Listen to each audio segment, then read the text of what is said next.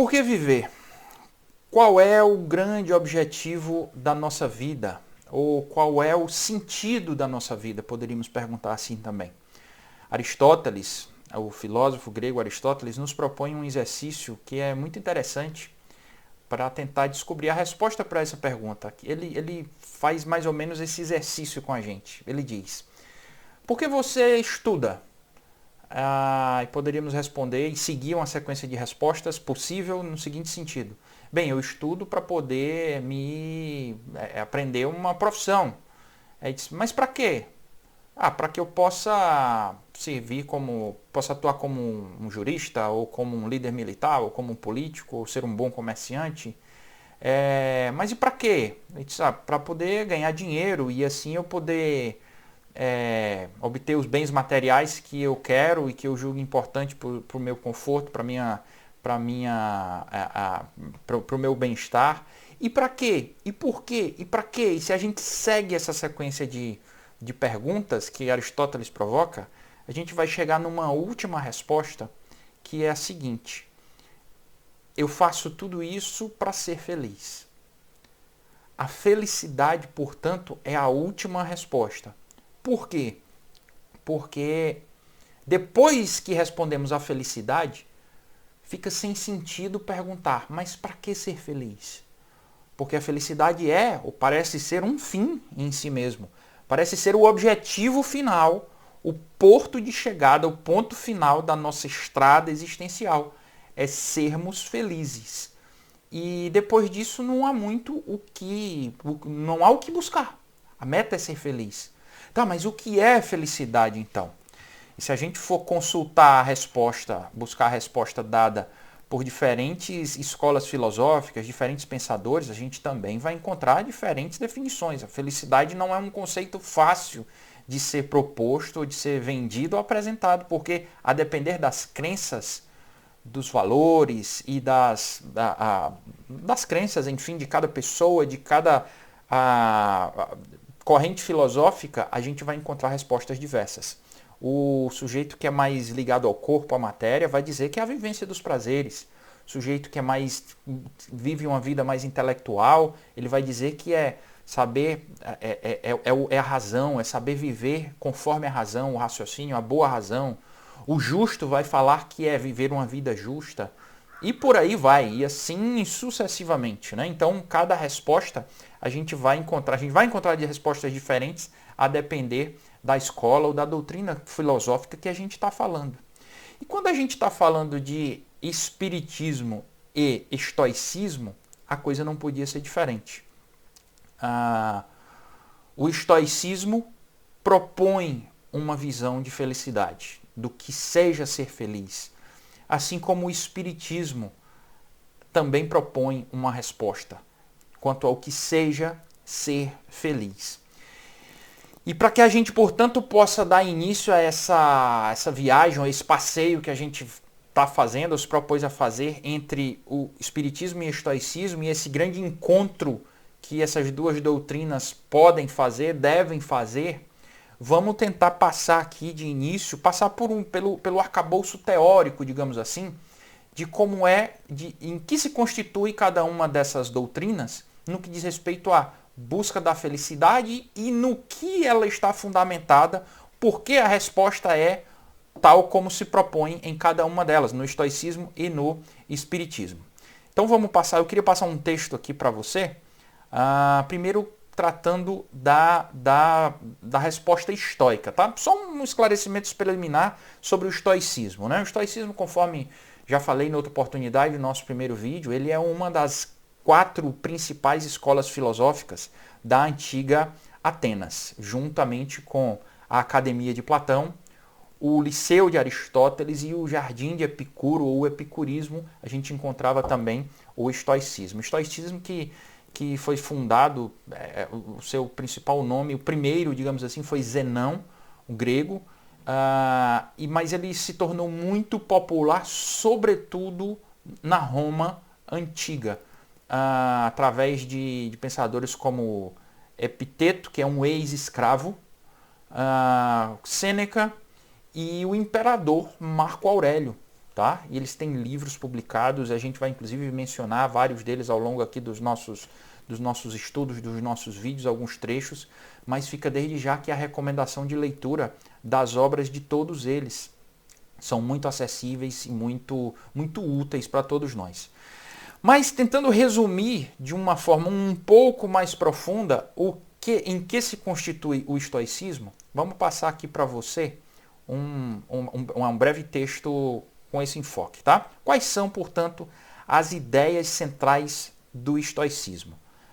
Em termos de valor, o estoicismo diz que a única coisa verdadeiramente boa é um estado mental excelente.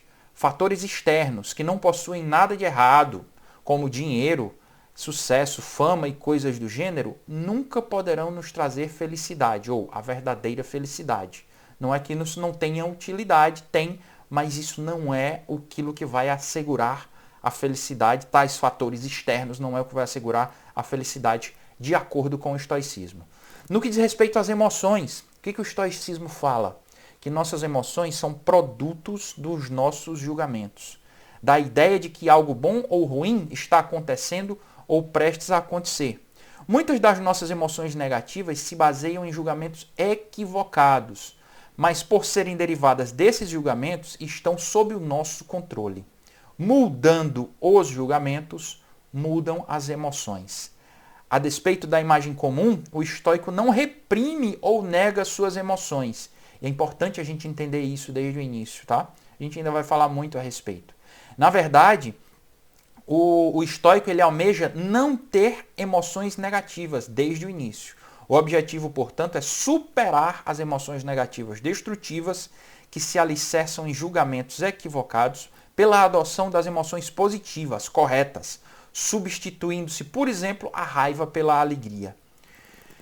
No que diz respeito ao controle, o estoicismo vai falar ou vai nos ensinar que existem coisas sobre as quais temos controle, que são, por exemplo, os nossos julgamentos, o nosso próprio estado mental, e outras que não controlamos, que são processos e objetos externos.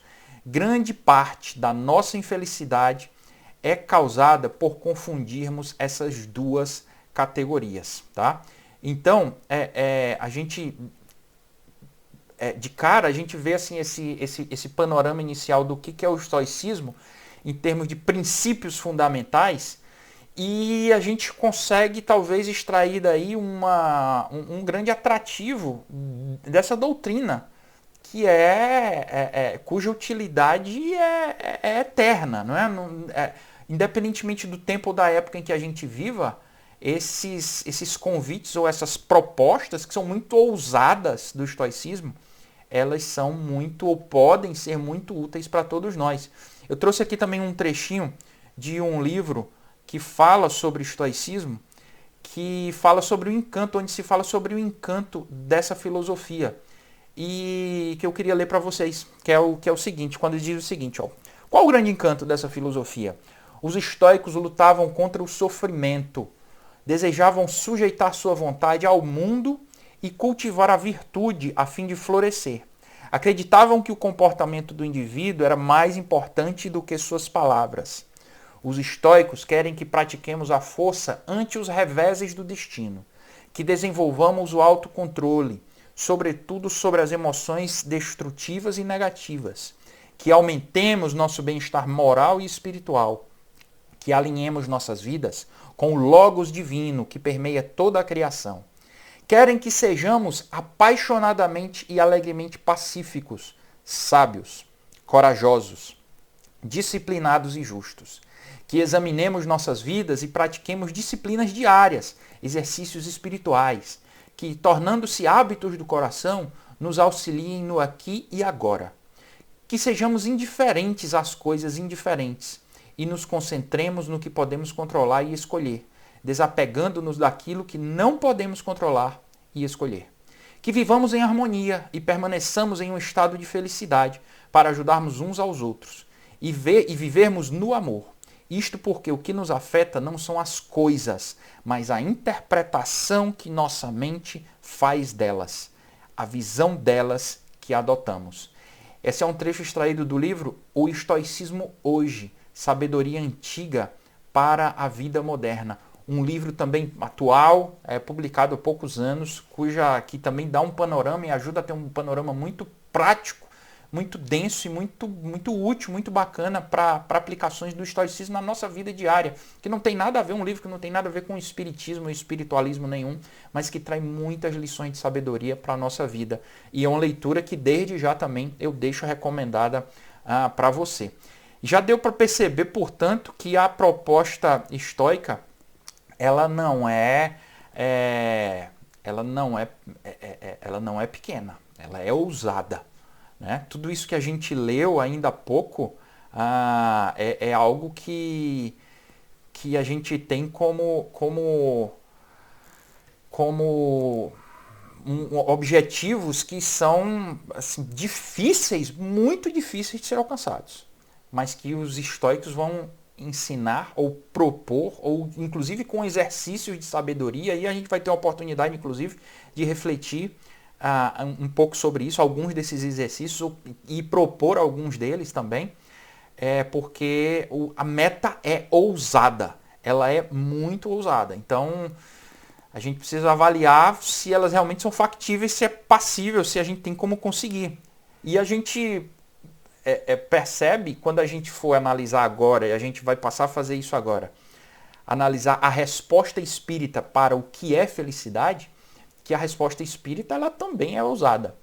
Com a diferença que eu já adianto, né, eu já adianto desde já, de que o espiritismo vai falar na pré-existência, sobrevivência e imortalidade da alma, né, face ao mundo material, face ao corpo físico. E isso também vai fazer uma grande diferença na análise da proposta de felicidade e de salvação, digamos assim, do espiritismo, mas que nem por isso vai perder pontos de contato. Pelo contrário, os pontos de contato são inúmeros com o estoicismo. E o que dá também para desde já adiantar é que o estoicismo ele não é um objetivo de vida. A filosofia estoica não é um porto de chegada. Ele é uma forma de caminhar. Ele não é um destino. É uma maneira de viver. É um caminho através do qual a gente viaja na nossa vida. Mas o espiritismo também é. O espiritismo também é um caminho, é uma forma de se viajar, de se viver. Ele não é um objetivo em si. Ele é uma doutrina que nos ajuda. É como que um barco em cima do qual a gente navega para atingir outros objetivos esses que estão do outro lado do rio, do outro lado do mar. Mas quando a gente chegar do outro lado, e que outro lado é esse? É deixar de ser espíritos imperfeitos e passar a ser espíritos bons, a gente vai falar um pouco sobre isso, a gente não vai precisar das lições espíritas da maneira como as conhecemos hoje. Talvez não. Certamente a gente vai continuar precisando aprender muita coisa e muitas outras coisas. Mas para essa fase, esse caminho foi trilhado. Mas enquanto a gente está num nível de imperfeição, a gente precisa trilhar esse que nos foi traçado e que a gente conhece. Tá? Mas qual é, portanto, a resposta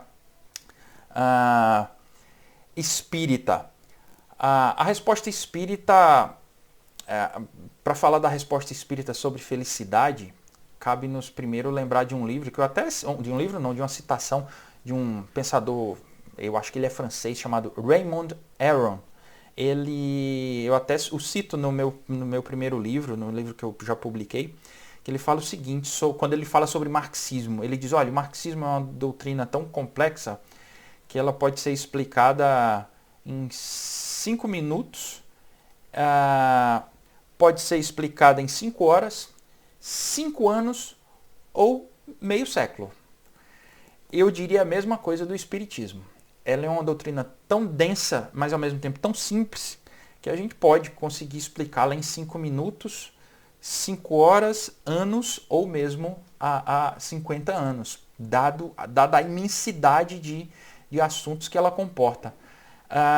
Portanto, resumir o que o Espiritismo é uma tarefa difícil, mas vamos tentar aqui num exercício bem breve. Pelo Espiritismo, nós somos criados por Deus, os espíritos somos criados por Deus simples e ignorantes, sem saber de nada, como que folhas em branco que ainda precisam passar por longos processos de aprendizado e transcorrer toda uma escala de evolução espiritual ao longo processo de aprendizado esse que é feito e acelerado através das múltiplas encarnações e reencarnações pelas quais nós passamos, em diversos planetas diferentes por todo o universo.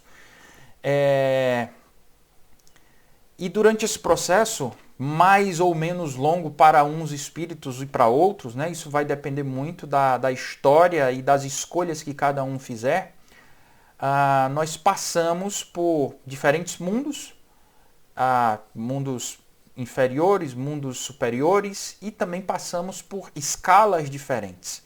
Por isso que é importante a gente entender que questões como a escala espírita e a questão de estarmos habitando ou de vivermos no mundo de provas e expiações, que é algo que eu vou já explorar um pouco mais, de maneira mais teórica. Eu vou mostrar aqui algumas questões e passagens do Livro dos Espíritos, do Evangelho segundo o Espiritismo, onde isso está muito bem delineado, porque a gente, e vou me alongar um pouquinho nisso, tá? Porque é importante a gente ter a base teórica dessa compreensão, para depois a gente fazer o grande encontro entre Espiritismo e Estoicismo e ver o porquê eles são irmãos e amigos que deveriam se conversar com muito maior proximidade, dado que as lições que eles nos ensinam, que essas doutrinas nos ensinam, são próprias para quem vive na nossa condição. Acreditemos em reencarnação ou imortalidade da alma ou não, elas vão ser úteis para o espírita ou para o não espírita, e a gente vai tentar trazer as lições do estoicismo para o espiritismo, para nós ou para você que é espírita, para todos nós, para que a gente intensifique ainda mais o aprendizado que o espiritismo nos dá. Então, quando o espiritismo, quando a gente vai falar sobre resiliência e resignação, já adiantando um pouco, né? E resiliência, o que é resiliência? Se fala muito hoje em dia em resiliência, é a capacidade de resistir às dificuldades, é a capacidade de sofrer uma pancada, um revés na vida e ainda assim se manter de pé, se manter firme diante daquele revés. É como que, ao se falar, por exemplo, de materiais resilientes, é aquele que você amassa e quando você solta, ele volta a ter a mesma conformação, a mesma forma, ele não sofreu nenhum dano estrutural. Ele resiste à dor, à pressão, à pancada, e sem que isso quebre a sua estrutura. Isso é ser resiliente. Então, quando a gente vai falar de resiliência e resignação e tudo o que é correlato a tudo isso, a gente está vendo e começando a ver o palco, o cenário onde espiritismo e estoicismo vão se encontrar, tá?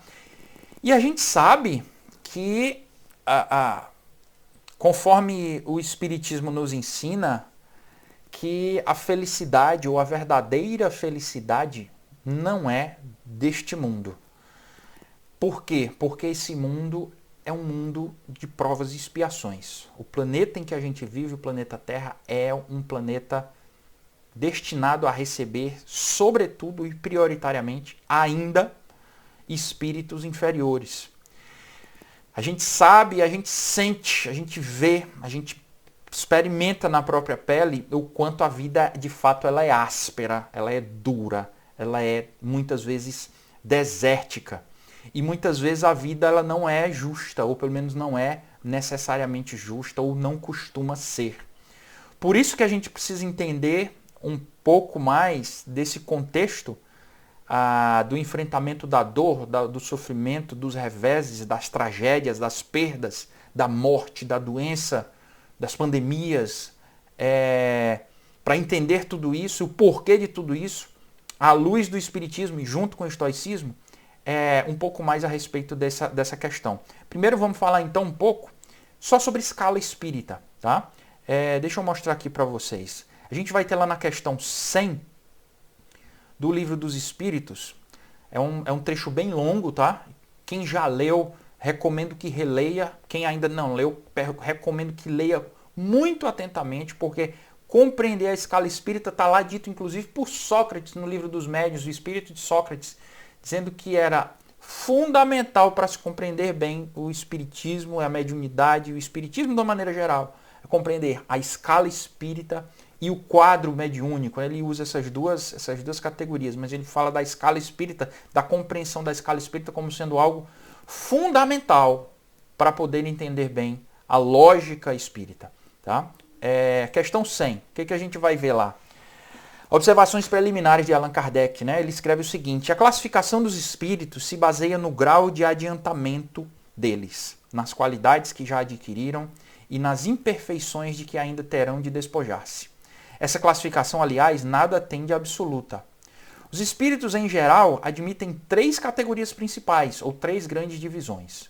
Na última, a que fica na parte inferior da escala, estão os espíritos imperfeitos, caracterizados pela predominância da matéria sobre o espírito e pela propensão para o mal. Os da segunda se caracterizam pela predominância do espírito sobre a matéria e pelo desejo do bem. São os espíritos bons. A primeira, finalmente, compreende os espíritos puros, os que atingiram o grau supremo de perfeição. Aí na sequência a gente vai ter uma breve explicação aqui, alguns destaques que eu colhi sobre os espíritos imperfeitos, que queiramos ou não, gostemos ou não, somos nós, ou pelo menos a imensa maioria de nós. Tá? O que são os espíritos imperfeitos? Lembrando que essa classificação, essa divisão em 3 grandes grupos, né, Kardec vai explorar de uma maneira mais detalhada lá no Livro dos Espíritos e fazer uma classificação ao todo em 10 classes. Né? Mas a gente não vai abordar isso agora, não é um momento para isso, para esse estudo. Terceira ordem, ao falar de espíritos imperfeitos, quais são as características gerais? São a predominância da matéria sobre o espírito, propensão para o mal, ignorância, orgulho, egoísmo e todas as paixões que lhes são consequentes.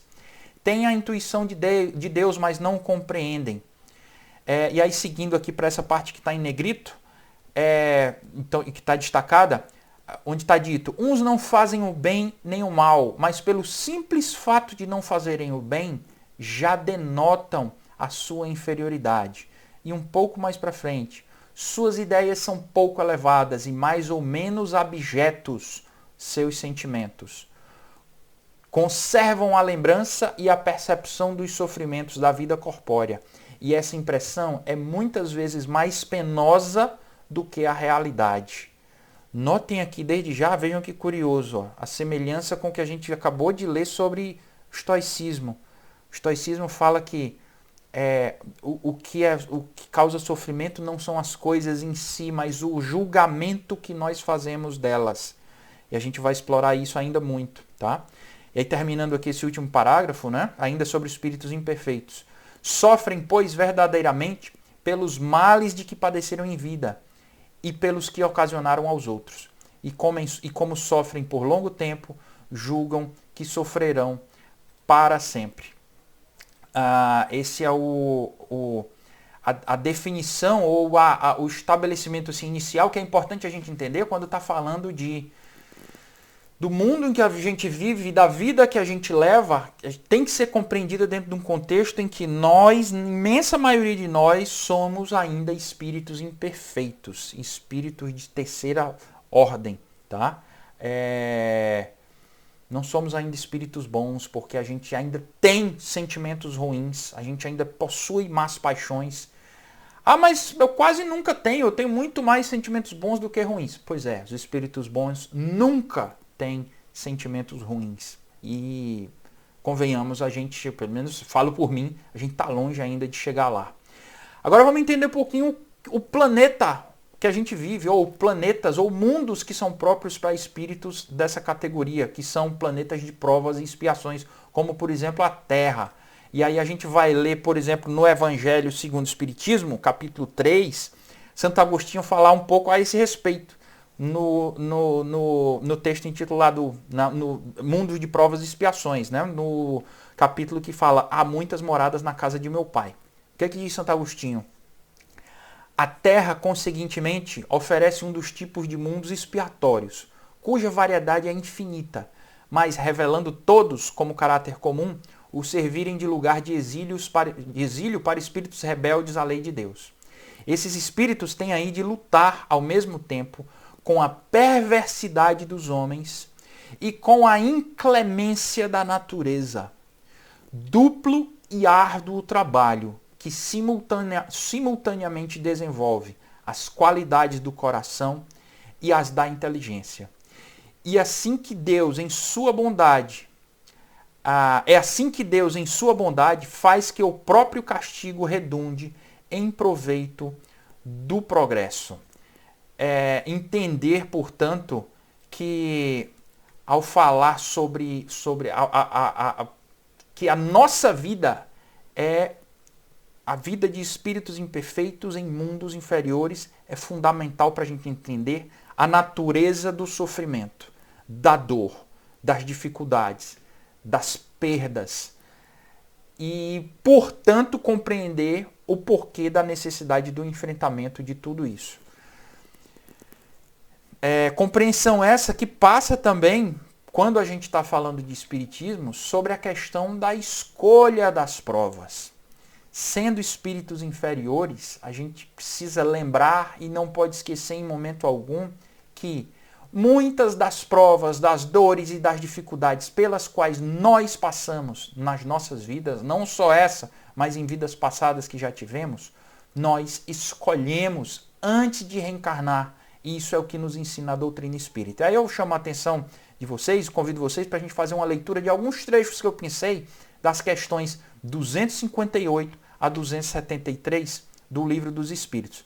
Eu estou me alongando um pouco nessa parte teórica de texto, tá? Mas é porque entender essa base, essas premissas é fundamental para o que a gente vai falar ainda, por muito que a gente ainda tenha a falar no decorrer dos nossos vídeos e das nossas explicações. Por isso eu peço um pouco de paciência, eu sei que pode até ser um pouco chato, um tanto quanto maçante, mas não tem como ser diferente, gente. É como diz Kardec lá na introdução ao Livro dos Espíritos, estudar o Espiritismo, entender o Espiritismo, e aí agregar isso, o estudo da filosofia, do estoicismo, de doutrinas tão ricas, quando a gente junta coisas tão ricas, é algo que demanda muito, muito tempo. Então a gente precisa realmente se dedicar, precisa ter foco e atenção, por isso não dá para simplesmente soltar aqui frasezinhas feitas ou algumas ideias superficiais, porque isso não vai ser suficiente. O conhecimento não vai ficar marcado a ferro e fogo na gente. Aliás, só a gente falando e estudando não fica. A gente normalmente precisa viver essas dores, mas compreender a teoria, os fundamentos é fundamental para a absorção mais profunda do que os espíritos e do que os filósofos, do que os sábios e pensadores têm a nos ensinar, tá? Vamos ver então aqui algumas questões pensadas lá da parte do Livro dos Espíritos em que se fala da escolha das provas. Questão 258.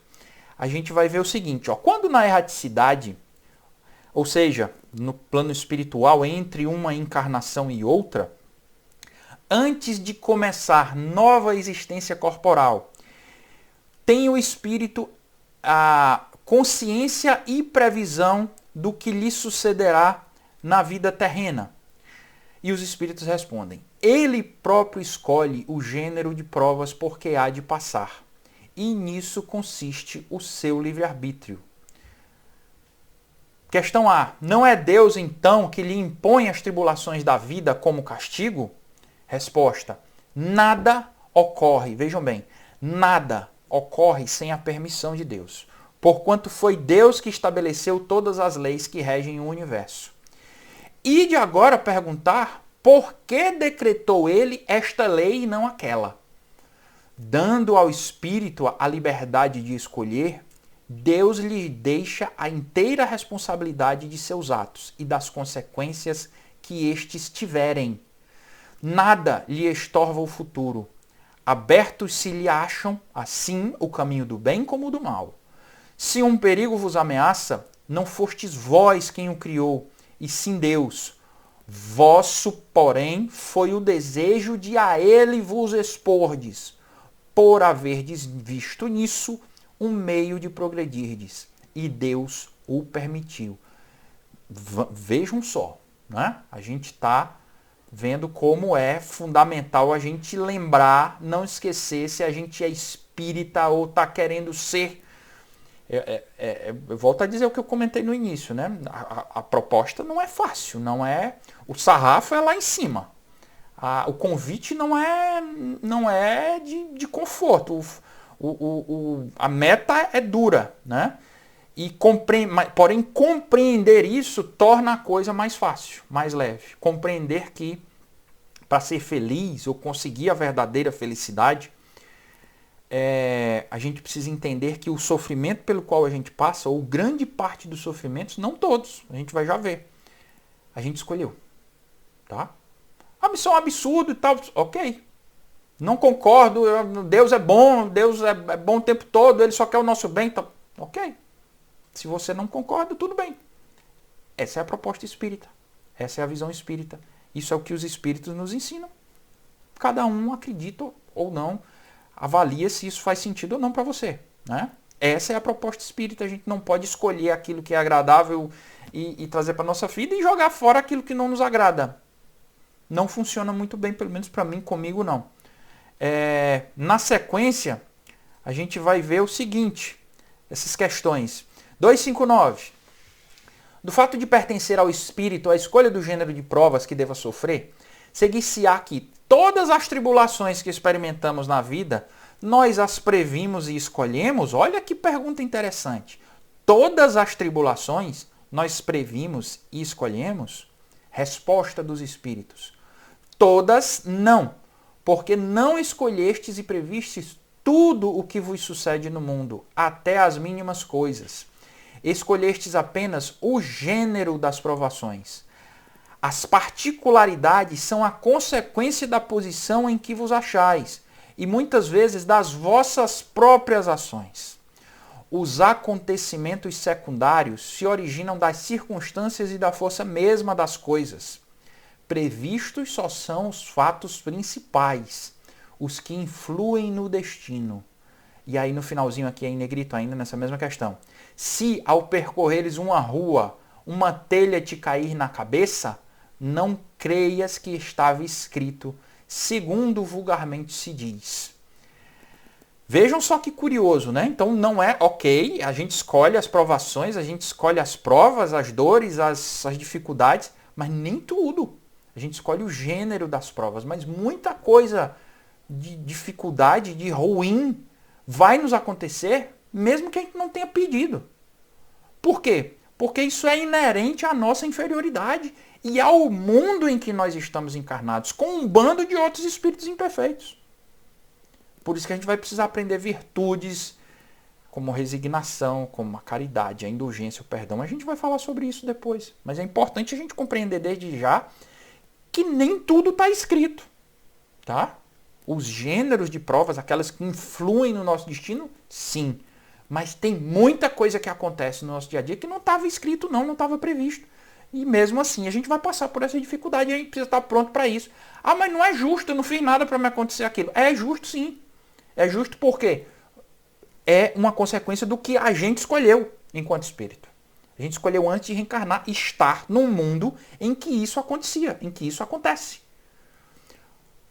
Assim como não foi justo Jesus ter sido crucificado, ter sido morto na cruz. Ele não tinha nada, nenhum pecado, nenhum erro, nada a aprender nesse mundo. Mesmo assim, sofreu enormemente por amor pela humanidade, por todos nós, para nos ensinar pelo exemplo, para trazer uma doutrina e conhecimentos e valores novos, e uma visão de espiritualidade nova.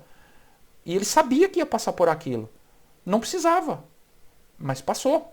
Assim como nós muitas vezes passamos por inúmeras coisas, inúmeras dores e dificuldades no nosso dia a dia, algumas delas estavam programadas, outras não. Vamos voltar aqui o texto. Na questão 264, a gente vai ver o seguinte, ó. Uns podem, ainda sobre a escolha das provas, ó, aqui em negrito. Uns podem, portanto, impor a si mesmos uma vida de misérias e privações, objetivando suportá-las com coragem. Outros preferem experimentar as tentações da riqueza e do poder. muito mais perigosas. E no final aqui, para o espírito, o objetivo é a felicidade suprema após as tribulações e provas. Portanto, voltando aqui à questão das escolhas, né? É importante da gente entender que a gente está escolhendo muito do que a gente vive, foi escolhido por nós. Daí a importância de entender isso para poder aceitar a chegada do sofrimento, da dor, da privação, da perda, quando ele chegar. E a gente não só aceitar, mas saber conviver com ele. E é isso que o Espiritismo tem a nos ensinar e o estoicismo também. Quando a gente vai falar já sobre felicidade e infelicidade relativas, a gente vai para a questão 920 do Livro dos Espíritos, onde a gente vai ver o seguinte, ó. Pode o homem gozar de completa felicidade na terra? Não, pois a vida lhe foi dada como prova ou expiação. Dele, porém, depende a suavização de seus males e o ser tão feliz quanto possível na terra. E na questão 921, a frase também crucial, quando está dito pelos Espíritos que o homem é quase sempre o obreiro da sua própria infelicidade. Tá? Quase sempre, não é sempre. Ou seja, às vezes vão surgir infelicidades que vão vir de fora, de outros. E aí, para isso, a gente precisa ter a mente e o espírito forte. A mente e o espírito estoicos, né? Espíritas, que é o que a gente está estudando aqui. E olha que questão curiosa essa 924. Existem males que independem da maneira de proceder do homem e que atingem mesmo os mais justos. Nenhum meio terá ele de os evitar? E olha a resposta. Deve resignar-se e sofrê-los sem murmurar, sequer progredir. Sempre, porém, lhe é dado a consolação na própria consciência, que lhe proporciona a esperança de um futuro melhor, se fizer o que é preciso para obtê-lo. Mas vejam só a questão. Há injustiças e há males que vão te atingir, que vão nos atingir. Como é que evita isso? Vai acontecer sofrimento em mim sem que eu mereça. E o que é que os espíritos dizem? Aguente. Aguente. É assim mesmo. Isso é inerente ao estado em que vocês se encontram, à escola em que vocês se encontram, que é esse planeta, ainda inferior, e ao estado de imperfeição, estado de espírito imperfeito que vocês ainda são, que nós ainda somos. Tá? E na sequência, na questão 931, né, para complementar e fechar aqui essa parte, o sofrimento está por toda parte. As classes a que chama sofredoras são mais numerosas por ser a Terra lugar de expiação. Enfim, é o que a gente falou ainda há pouco sobre a questão do planeta de provas e expiações que é o planeta Terra. E aí, em decorrência de tudo isso, ou como decorrência de tudo isso, é que os espíritos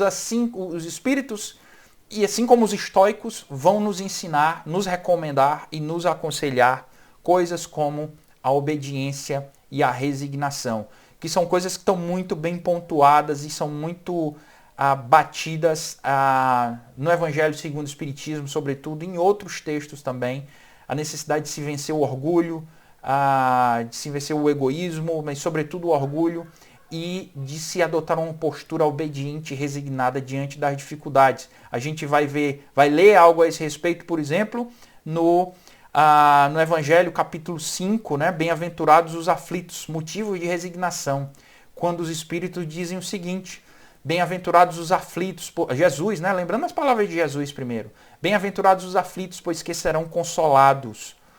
Jesus aponta a compensação que hão de ter os que sofrem a resignação, que leva o padecente a bem dizer do sofrimento, como prelúdio da cura. Também podem essas palavras ser traduzidas assim: deveis considerar-vos felizes por sofrerdes, visto que as dores deste mundo são o pagamento da dívida que as vossas passadas faltas vos fizeram contrair. Suportadas pacientemente na terra, essas dores vos poupam séculos de sofrimento na vida futura. E mais adiante, ainda em destaque aqui em negrito: se murmurarmos nas aflições, se não as aceitarmos com resignação e como algo que devemos colher do sofrimento, como algo que devemos colher do sofrimento. É por isso que teremos de recomeçar. Absolutamente, como se a um credor que nos atormente pagássemos uma cota e a tomássemos de novo por empréstimo. E ainda sobre obediência e resignação, a gente vai ver esse trecho no capítulo 9. Bem-aventurados os que são brandos e pacíficos. Instruções dos Espíritos, obediência e resignação, em que Lázaro fala que a doutrina de Jesus ensina em todos os seus pontos a obediência e a resignação. Duas virtudes companheiras da doçura e muito ativas, se bem os homens erradamente as confundam com a negação do sentimento e da vontade. Olha só, hein? Olha a semelhança com que a gente vai estudar quando for falar sobre as relações e essa conversa, esse diálogo entre espiritismo e estoicismo. Não é que se deva negar os sentimentos, que se deva se tornar como que um robô, como alguém que não tem emoções. Não é isso. É simplesmente ter o controle dessas emoções. Continuando. Se bem os homens erradamente as confundam com a negação do sentimento e da vontade. A obediência é o consentimento da razão. A resignação é o consentimento do coração.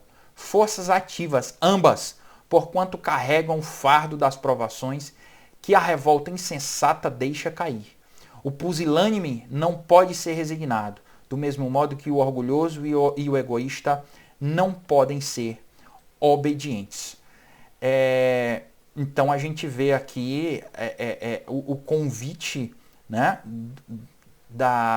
não apenas do espiritismo, mas do estoicismo para diante do mundo, o estoicismo sem o conhecimento teórico que a gente tem do espiritismo, né, de diante de um mundo em que tragédias são comuns, dores, aflições, sobretudo inesperadas, são comuns, são passíveis de serem esperadas a qualquer momento. A gente precisa ter uma mentalidade forte, uma atitude mental e espiritual forte, resignada, obediente, resiliente e paciente. E seguir tudo isso, a gente tem de reconhecer, é muito difícil.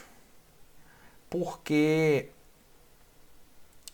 a gente está vivendo um período, sobretudo do século XX para cá, em que o convite do materialismo ele se tornou e se torna cada vez mais atrativo, cada vez mais sedutor. Eu já ouvi algum palestrante, já li em alguns lugares pessoas comentando algo, são coisas que a gente normalmente não para pensar, que são coisas muito curiosas, que é o seguinte: olha, a gente compara hoje uma pessoa de classe média, um homem médio hoje na nossa sociedade, mesmo aqui no Brasil, compare com um rei que vivia no século XIX. O nível de conforto, nível de bem-estar que um homem de classe média hoje tem é incomparavelmente maior do que o que um rei tinha há 100, 150 anos atrás. A gente está falando de confortos do nosso lar, de ter um esgoto, quem tem, claro, eu sei que há muitas pessoas que não têm esgoto, água tratada na torneira, vasos sanitários, ter transportes, a facilidade de se transportar de automóvel, de ônibus, de avião, remédios, antibióticos, remédios para dor, para tratamento de doenças, são muito maiores, são muito melhores. Toda a tecnologia a qual a gente tem acesso, os confortos, os prazeres aos quais a gente tem acesso são muito, muito sedutores, são muito convidativos. E aí se torna muito, digamos assim, fácil, de uma certa forma até compreensível, esse ceder ao convite que o materialismo faz e a gente se deixar enganar pelo fato de que o mundo que a gente está é um mundo destinado ao prazer e à felicidade. Porque existem muitas oportunidades de viver com prazer, com felicidade, e nada de errado com isso. Mas a gente tem que compreender que isso não é típico do mundo em que a gente se encontra. A gente está num mundo, num planeta de provas e expiações, a gente está num mundo em que a tragédia, a dor e o sofrimento ainda se fazem, se tornam muito presentes. Eu volto a mencionar, a gente está vivendo há um ano, né? Agora que eu estou gravando, estamos em abril de 2021, em que a pandemia nos atingiu, assim, revirou nossas vidas do avesso e a gente tinha um conforto, uma relativa estabilidade nas nossas vidas e hoje a gente acha que está tudo... A gente está vendo o quanto de sofrimento a gente ainda é passível de ter que enfrentar nas nossas vidas. E eu lembro de uma... Falar sobre isso, né? Eu lembro um pouco da história do Amir Klink, do navegador brasileiro Amir Klink, quando ele estava planejando fazer a sua travessia de caiaque, de barco,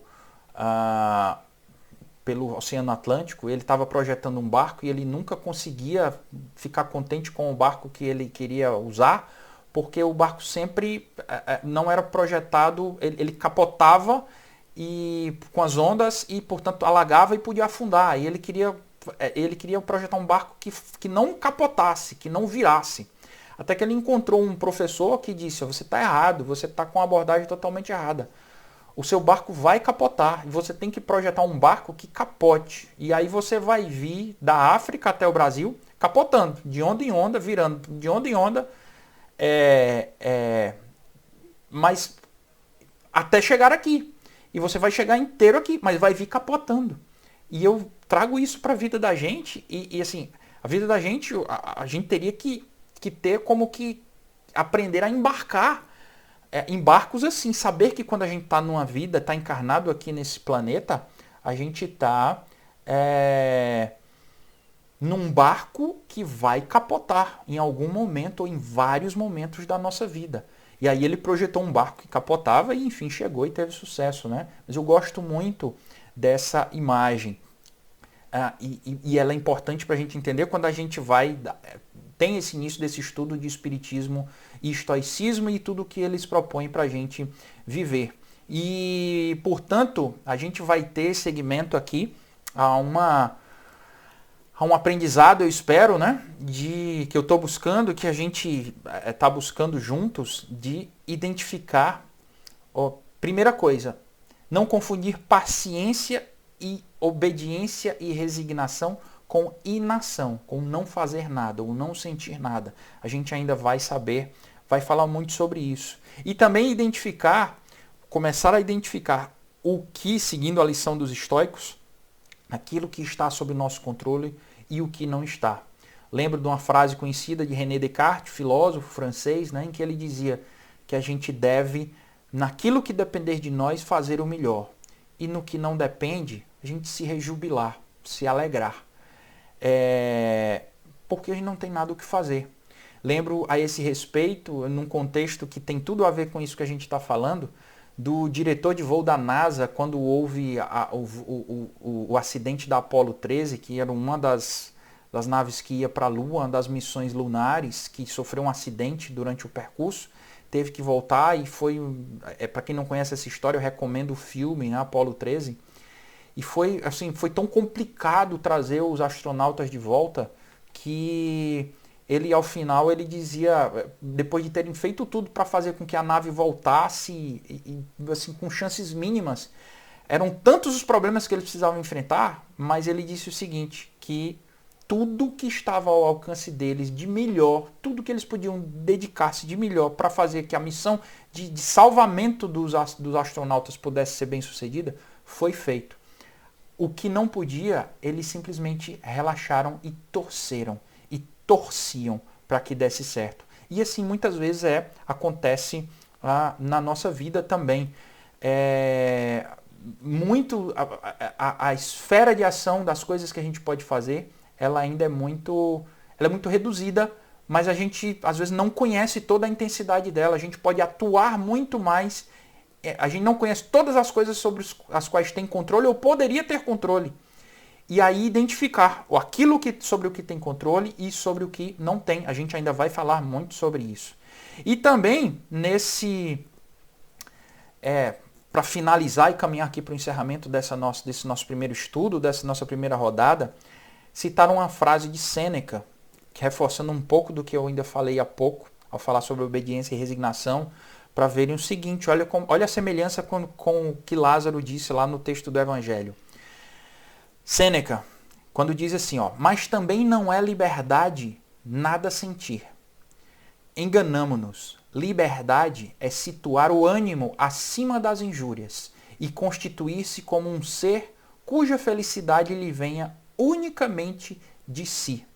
É separar de si os eventos exteriores para não ter de levar uma vida atormentada, a temer o riso de todos, a língua de todos.